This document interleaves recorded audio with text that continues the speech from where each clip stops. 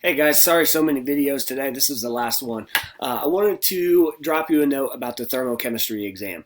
So that's the one that you took right before spring break, I think. I've lost track of days at this point. But that's the Nearpod exam that most of you have taken.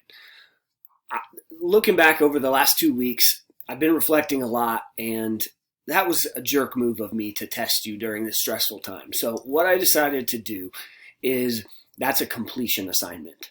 So here's my suggestion. I thought about just exempting everyone that hadn't taken it because it doesn't hurt them that way.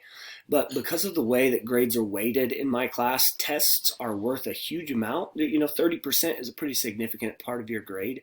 So it would help you much more if you clicked through and got a 10 out of 10 than a 0 out of 0. I hope that makes sense. I could go into the math, but I hope it makes sense. If it doesn't, please just let me know that you would rather be exempted from it. My advice is just click through it, work through it, try to solve the problems, but don't stress about it.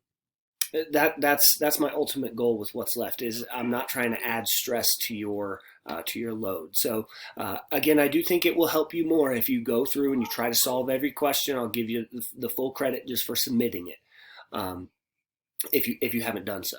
So I wanted to let you know why you saw a 10 out of 10, why it was only worth 10 points in the grade book. They have been graded and entered, and they're accurate as of 9/20 on Monday the 13th, right?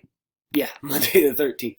So if you can get it to me, as soon as possible, I'll get that grade updated. A lot of you guys have been doing some great work over the last week plus, so keep it up, keep grinding, and I'll try to keep pace with you on the grades. So keep it up, guys.